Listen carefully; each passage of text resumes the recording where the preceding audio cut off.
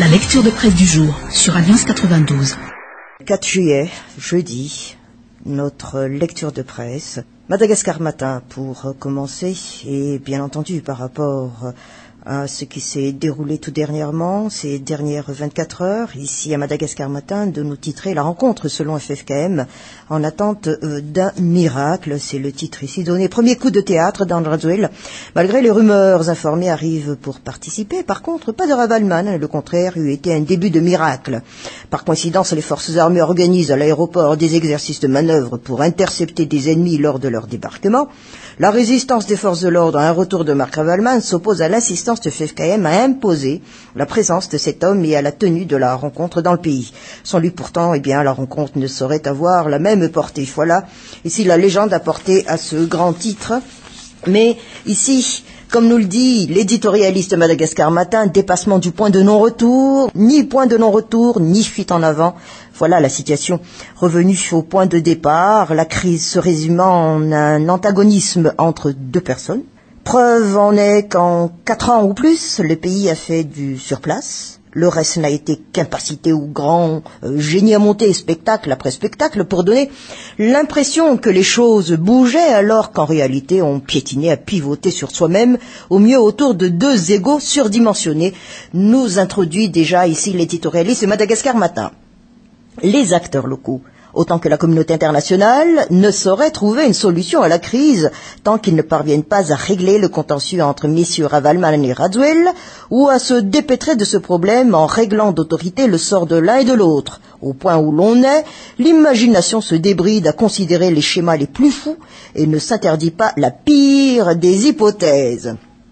Quant aux deux autres, ici, donc à travers cet éditorial de Madagascar Matin, Albert, Didier, non, je m'excuse, à travers les 4, Albert, Didier et Marc et Ange, sacré tableau, nous dit ici en exclamation l'éditorialiste de Madagascar Matin, quelle mouche a donc piqué la population pour avoir tiré pareil lot.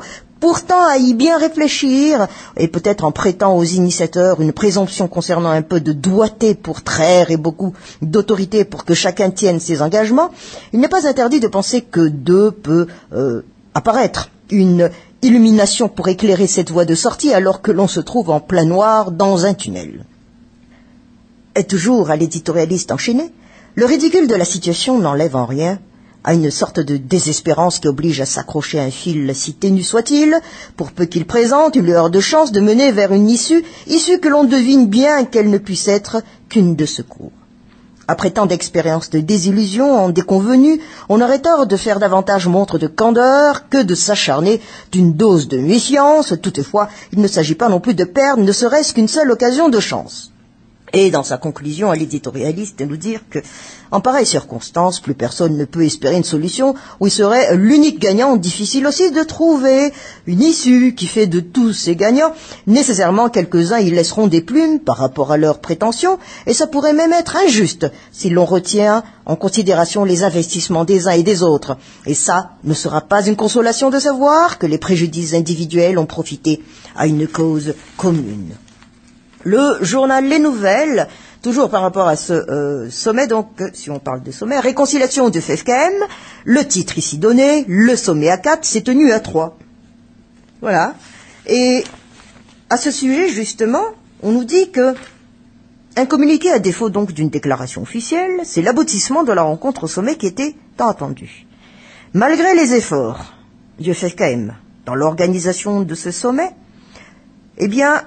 rien de concret n'a pu en sortir, nous dit ici le journal Les Nouvelles. Finalement, tard dans la soirée, aucune résolution n'a été annoncée par aucun des participants, à part un communiqué qui sera rendu donc aujourd'hui, d'après Monseigneur Odon Razanakoul, tout en ajoutant, et je cite, « Nous sommes convaincus que la réconciliation est nécessaire ». Fin de citation.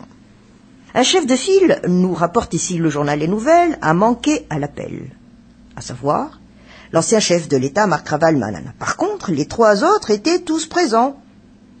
Ici, donc, on parle de Andrazuel, Albert Zaf et Didier Rattirac. La rencontre a débuté juste après, donc, le culte qui s'est déroulé dans la matinée à Andoual. Et la rencontre, donc, a pris fin aux environs de 20 heures. étant donné que l'ancien chef de l'État, Marc Ravalman, n'a pas pu rejoindre le groupe Aïvat, le sommet censé se tenir à 4 s'est finalement déroulé entre les 3 acteurs de la crise présents au pays. Mais au vu de la situation actuelle, nous rapporte ici le journal Les Nouvelles, le cas de Marc Ravalman en exil depuis 2009 ne semble pas s'améliorer. Je n'ai rien à déclarer, a d'ailleurs répondu le président de la transition, André Duel, à la sortie de la réunion. Dès le début de la rencontre, ce dernier a déjà émis ses réserves dans le cas où une transition bis serait à l'ordre du jour. Tous les efforts allant dans le sens de la sortie de crise doivent se focaliser sur la tenue des élections, dans le respect de la feuille de route, et non requérir une démarche susceptible de prolonger la période de transition, a d'ailleurs averti le fondateur du TGV dans un communiqué parvenu à la rédaction du journal Les Nouvelles hier. Les démarches effectuées par le FFKM ont pourtant été vivement sollicitées par la communauté de développement de l'Afrique australe, ceci à travers une lettre envoyée par le bureau de liaison de cette dernière. Toutefois, nous conclut cet article du journal Les Nouvelles, les conditions de sécurité doivent être aussi donc prises en compte pour le retour de l'ancien chef de l'État, Marc Ravalman, et selon toujours donc cet organe. Midi, Madagascar, aéroport d'Ivat, puisqu'on parle de sécurité, notam exercice d'arrestation contre Marc Ravalman, c'est le grand titre ici donné par Midi, Madagascar, mais la situation bloquée. Voilà, c'est le grand titre donné en page 3 de Midi, Madagascar. Et on nous fait savoir donc d'emblée que le retour de Marc Ravalman au pays a été l'un des points d'achoppement sur la médiation menée par le FFKM. Et selon des sources concordantes, nous appuie ici Midi Madagascar, les membres du FFKM ont voulu savoir l'opinion des chefs militaires concernant le retour de l'exilé d'Afrique du Sud, plus précisément sur la sécurité de ce dernier. Mais finalement, les hommes en treillis n'ont pas répondu présent. Et d'après toujours les sources donc ici de Midi Madagascar, c'est le président de la transition qui aurait dû transmettre le message, mais il ne l'aurait pas fait.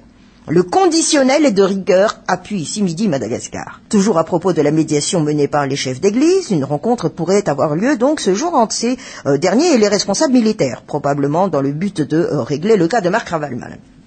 Mais comme nous le dit encore ici ce titre de l'article, donc, la situation est bloquée.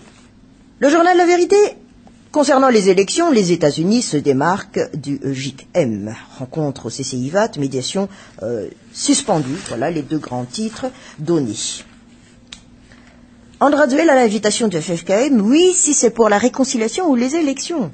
Voilà le titre ici d'un des articles donnés en page 3 par le journal La Vérité. Contre toute attente, donc, le président de la transition a honoré l'invitation, comme il a été déjà spécifié par les autres journaux, ceux de la Confédération des Églises chrétiennes de Madagascar.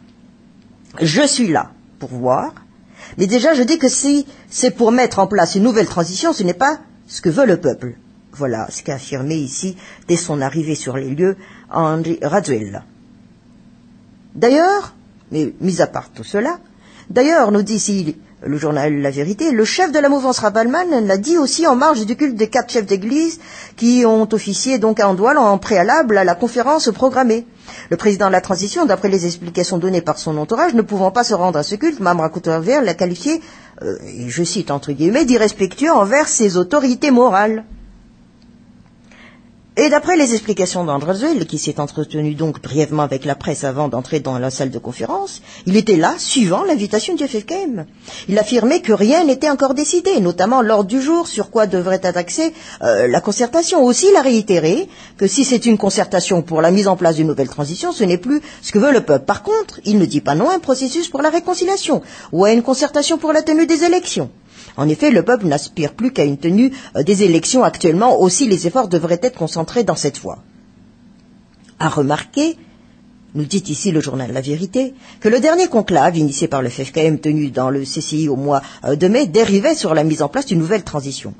Il faut dire que les acteurs lors de ce conclave ont su manipuler la chose et on connaît le résultat. Table rase sur tous les efforts entamés depuis le début de la crise, une perspective rejetée par l'écrasante majorité de la population. On conclut cet article du journal La Vérité. L'Express de Madagascar, conférence au sommet, le retour de Ravalman au centre des débats. Mais qu'est-ce qui s'est passé de l'autre côté? À Ndjefana-Boudzanar, les nouveaux opposants montent au front. Voilà le titre ici donné par l'Express de Madagascar. À petits pas, comme il l'avait promis le 1er juillet, les membres de la cellule de crise Madagascar ont organisé donc une grande réunion. et ceux du côté d'Andef Lambouzanar. Et lors de cette première, les membres du CCM, comme on les appelle, n'ont pas hésité à fustiger Andrade, la président de la transition, dont le régime virait à la dictature, comme l'a qualifié donc ici René Herzloff, membre déchu du Conseil supérieur de la transition. Pour ce début, nous avons principalement fait connaître les raisons de la création de la cellule de crise et ses objectifs, a expliqué donc d'un ton modéré devant la presse Joseph Yolande, ancien membre du CST. Plus incisif, par contre, Adolphe Ramas, joint au téléphone par l'Express de Madagascar, a déclaré « Nous avons épuisé toutes les étapes légales. Il est temps de donner la voix au peuple et détenteur du pouvoir suprême. » Fin de citation. La démission du président de la transition et celle du général Dolera Sulso, président du CST, font partie des principaux points qui ont fait l'objet de déballage devant l'assistance hier, nous rapporte ici donc l'Express de Madagascar. Le premier test hier pourrait ne pas avoir été concluant, car Jules Rangema Olson, membre du CST et un des leaders du CCM, a déclaré devant l'assistance lundi que, et je cite, « de la grande réunion de mercredi définira la suite de notre mouvement qui sera une grande marche pour la libération, soit vendredi, soit samedi prochain ».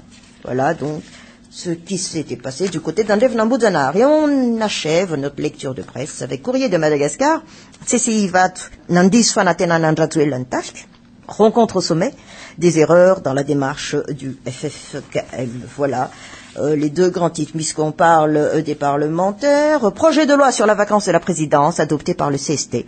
Un des articles ici en page 3 de Courrier de Madagascar. Ainsi, les membres du Conseil supérieur de la transition tentent de sauver la face et rattraper ainsi le temps perdu en adoptant hier 4 principaux projets de loi, à savoir le projet de loi numéro 012-2013 du 12 juin 2013 sur la vacance de la présidence et la transition, et le projet de loi 011-2013 du 11 juin 2013 régissant ainsi les privilèges statuaires des anciens présidents de la République et anciens chefs d'État qui donc ont été adoptés au Palais de Verre. Dans le premier projet de loi, nous éclaire ici Courrier de Madagascar, il est écrit que les membres du gouvernement assureront donc les fonctions du président de la transition à partir du moment où ce dernier dépose sa démission pour être candidat aux élections présidentielles. Les 34 ministres du gouvernement de la transition prendront le relais dès que l'HCC aura effectué le constat de vacance de poste de la présidence. Et les deux autres projets de loi sont relatifs donc à la création des organismes au sein de l'APIPA chargés de la protection contre les inondations et fixant les redevances pour la protection contre les inondations et la réfection de la route nationale reliant alors principalement Touliar et Anala-Missampi ainsi que du pont de Befandine et du Pomai. Par ailleurs, nous dit encore cet article de Courrier de Madagascar, la rencontre entre les membres du CST et du gouvernement est prévue se tenir donc ce jour, et la cérémonie de clôture de cette première session ordinaire se déroulera demain, dans l'après-midi.